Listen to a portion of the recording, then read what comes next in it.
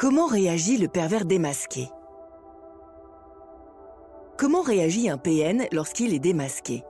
Très mal, bien sûr, tellement il va lui être difficile d'admettre qu'un grain de sable s'est glissé dans la mécanique bien huilée de sa manipulation. Il faudra donc se méfier de ces réactions que nous verrons dans ce podcast. Cette réflexion est tirée d'un article du site internet www.pervers-narcissique.com dirigé par Pascal Couder, psychanalyste et psychologue clinicien, co-auteur de l'ouvrage de référence « La manipulation affective dans le couple, faire face à un pervers narcissique ». Depuis plus de 30 ans, Pascal Couder et son équipe de thérapeutes, spécialistes des questions autour de la manipulation sentimentale, prennent en charge les victimes de PN francophones partout dans le monde grâce à la vidéoconsultation.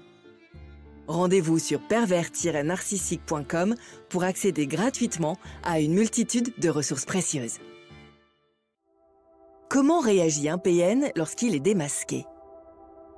Négation de la réalité et tentative pour manipuler à nouveau les faits, voici comment réagit un PN lorsqu'il est démasqué. Surprise et victimisation. Compte tenu du sentiment de supériorité qui habite les manipulateurs vis-à-vis de leurs victimes, il leur est difficile de croire qu'ils sont découverts. Cela ne cadre pas avec leur vision des choses et provoque en eux une surprise et une panique intérieure. Mais ils ne vont pas le montrer car ils restent dans la stratégie. Fidèles au sentiment d'impunité qui les anime, c'est avec l'identification projective qu'ils jouent encore et toujours. Ils retournent donc tout contre leurs victimes car ils refusent d'abdiquer leur toute-puissance et se réfugient dans la persécution. Mensonge et trahison. Le PN, lorsqu'il est démasqué, tente donc toujours de ramener sa proie sous emprise, même s'il ne réussit pas toujours ce tour de force. Lorsqu'il échoue, c'est tout l'empire narcissique qu'il avait bâti sur cette proie qui s'effondre. Il ressent alors un cuisant sentiment d'échec qui le confronte à son impuissance. Comme il ne supporte pas l'humiliation, il se lance alors dans la capture d'une nouvelle proie, ou parfois de plusieurs, l'une de ses plus grandes hantises étant de se retrouver seul. Le narcissique démasqué va donc, dans un premier temps, multiplier les contacts pour se retrouver un aréopage d'admirateurs et se sentir exister à nouveau. Il continuera de jouer les victimes, de manière à susciter un maximum d'empathie et trouver ainsi de nouveaux appuis pour préparer une vengeance. Il lui est vital de continuer à s'alimenter de la vitalité des autres. Vengeance et préjudice.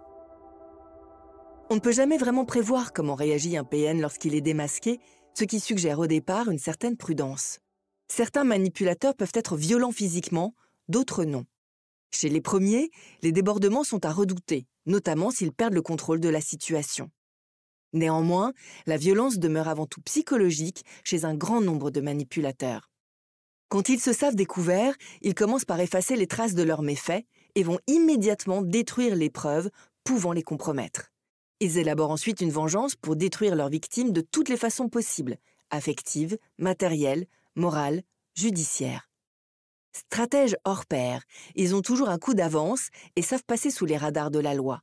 Ils peuvent vider un conjoint dans un temps record, de façon parfaitement légale, ou déplacer un enfant vers un pays où la législation leur permettra de ne jamais être inquiétés.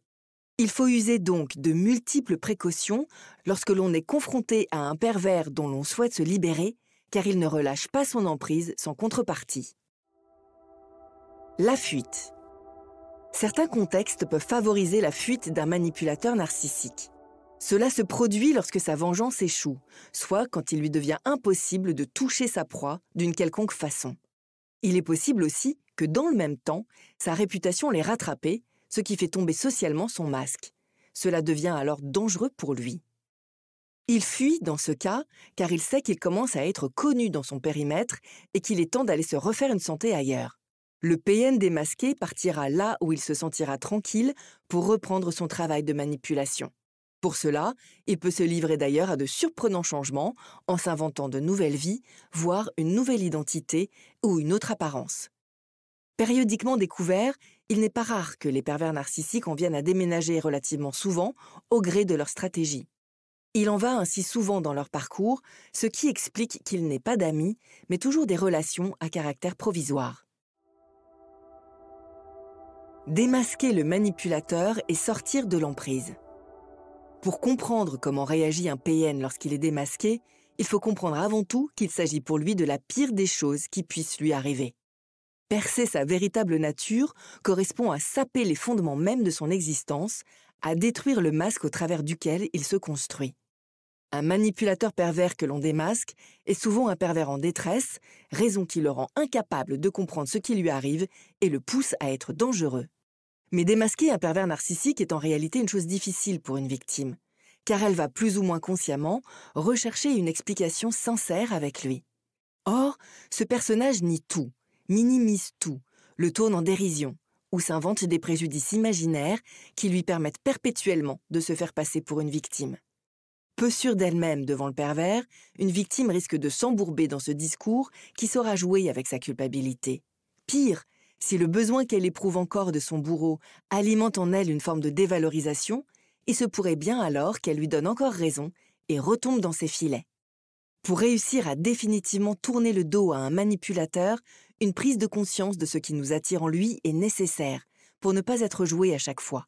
Cela ne va pas sans un travail sur soi que l'on peut réaliser en thérapie et qui va permettre d'échapper aux problématiques personnelles, sources de dépendance affective. Pascal Couder, psychanalyste et psychologue clinicien, spécialiste des manipulateurs, accompagne en cabinet ou en téléconsultation ceux qui souhaitent faire ce chemin. N'hésitez pas à vous faire accompagner par des thérapeutes spécialistes de la question de la perversion narcissique. Rendez-vous sur www.pervers-narcissique.com et trouvez-y de nombreux conseils sur comment gérer la séparation, comment gérer l'après, la reconstruction, et vous pourrez également rentrer en contact avec un membre de l'équipe. Ne restez pas seul. Merci d'avoir écouté ce podcast. Rendez-vous très prochainement pour un nouvel épisode. N'hésitez pas à vous abonner pour ne rien manquer des prochaines publications. À très bientôt.